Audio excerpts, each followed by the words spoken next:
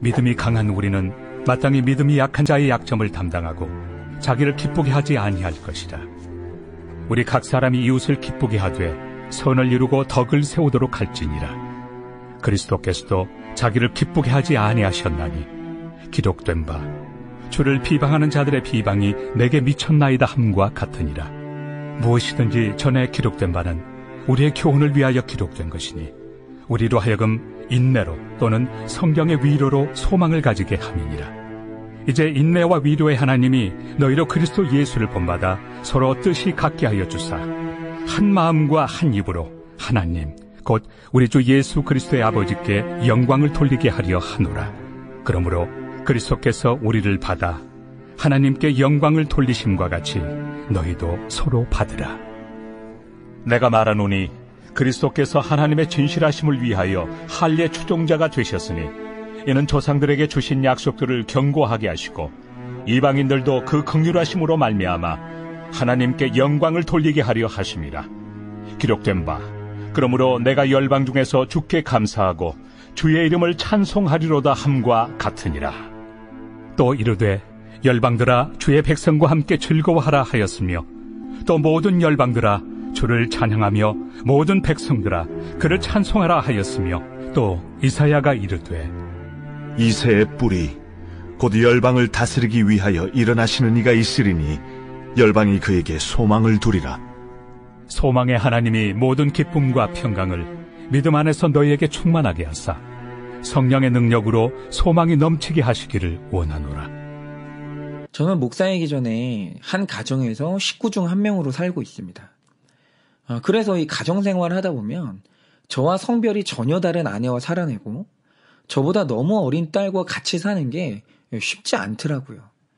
그래서 TV에서 이 가족 상담 프로그램이 나오면 그걸 유심히 볼 때가 참 많습니다. 그런데 특별히 부모와 자녀 문제를 다루는 프로그램을 보면서 어느 날 느낀 게 하나 있어요. 여러분이 그런 프로그램을 보면 그 문제에 전문가가 한 명 이상 나오고 그 문제를 해결해야 되는 가족의 당사자가 나와요.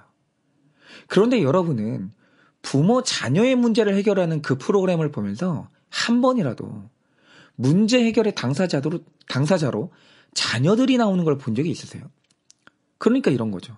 전문가가 나와서 자녀들을 앉혀놓고 어른들의 삶은 이래. 어른들의 생각은 이래. 그러니까 니들이 이해해. 이렇게 자녀들 보고 문제를 해결하라고 그렇게 솔루션을 제공하는 프로그램을 본 적이 있으시냐는 거죠.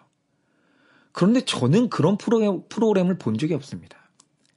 언제나 이 존재의 원리라는 게 뭐냐면 수준 낮은 존재는 자기보다 수준 높은 존재를 이해할 수 없어요. 절대로. 그러니까 요즘 반려견 키우는 인구가 많아지다 보니까 TV에서 반려견 훈련 프로그램이 많이 나오는데 어느 프로그램을 봐도 인간이 개를 이해하지 개가 인간을 이해하도록 훈련하는 프로그램이 없어요. 왜냐하면 그건 불가능하거든요. 마찬가지로 수준이 낮은 자녀는 자기보다 수준 높은 부모를 절대 이해할 수 없어요. 그래서 문제 해결의 당사자는 자녀가 될 수 없는 거예요. 문제가 생기면 그 원인은 언제나 부모에게서 찾아야 되고 그 해결책도 부모에게서 찾아야 되는 거예요. 그런데 그런 프로그램을 보면 부모들이 이제 문제를 안고 오는데 정말 별별 아이들이 다 있습니다. 폭력적인 아이도 있고 뭔가 훔치는 아이도 있고 때로는 얼마나 떼부림이 심한지 타협이 안 되는 아이도 있고 어떤 애는 분노 조절이 안 됩니다. 그러니까 정말 사람의 수만큼이나 문제가 너무 다양해요.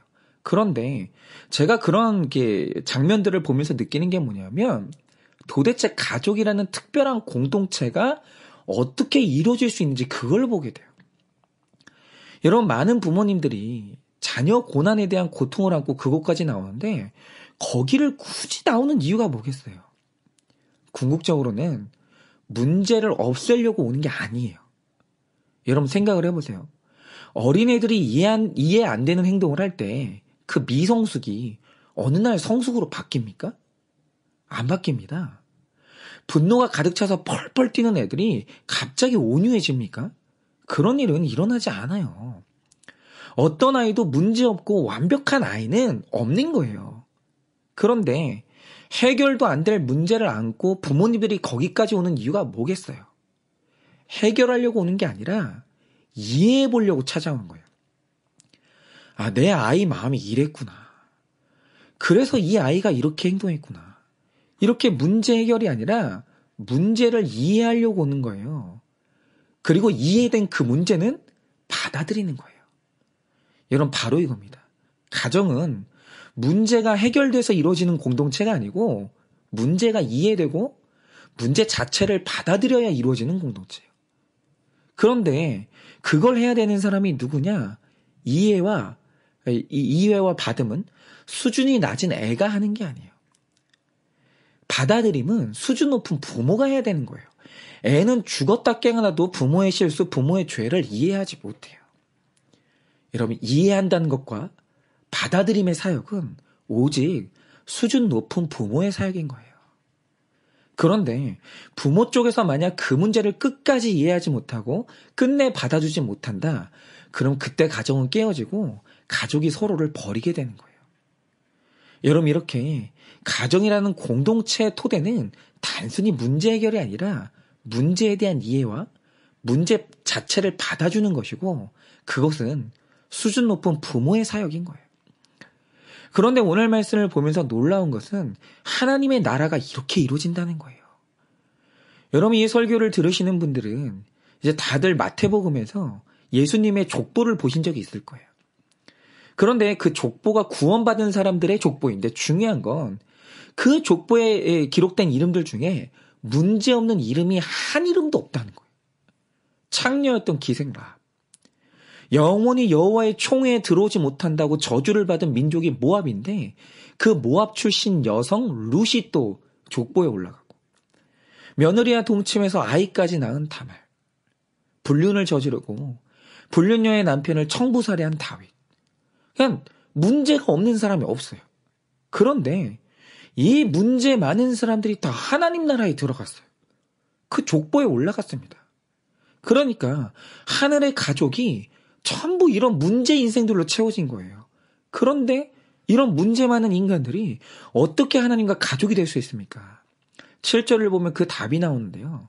14장부터 계속되는 아주 중요한 로마서의 표현이 있어요. 그게 뭡니까? 그리스도께서 죄 많은 나를 받아주셨다는 거예요. 그런데 여기서 받다라는 말의 표현이 뜻이 뭡니까? 내 죄를 완전히 해결됐다가 아니에요. 하나님이 죄 짓는 내 약함을 이해해 주셨고 문제 많은 내 모습 그 자체로 나를 품으셨다는 거예요. 왜냐하면 예수 그리스도가 온 우주에서 가장 수준이 높으시기 때문이에요. 그래서 그분이 죄인도 받아주신다는 것은 그분의 인자함의 수준, 그분의 채울함의 수준이 높다는 증거이기 때문에 그 받아들이는 행위 자체가 그분에게 영광이 된다는 거예요. 그게 바로 하나님의 수준이거든요. 그런데 사람들이 자신에 대해서 가지는 아주 중대하고 심각한 착각이 뭔지 아십니까? 내가 어떤 사람의 죄나 실수가 이해되지 않고 받아들여지지 않을 때 그 이유를 뭐라고 생각하냐면 내가 살아온 윤리적 삶의 수준이 높아서 용납이 안 된다고 착각을 하는 거예요. 그런데 오늘 말씀은 그렇게 말하지 않습니다. 아니, 윤리와 도덕의 수준으로 따지면 온 우주에서 하나님과 비교할 수 있는 사람이 누가 있어요.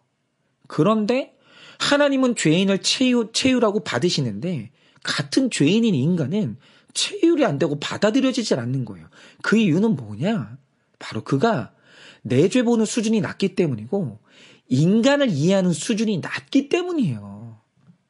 그러니까 저의 경우를 보자면 제가 제 일생에서 가장 이해가 안 가고 받아들여지지 않았던 진짜 미스테리한 존재가 누구냐? 그 제 아버지였어요.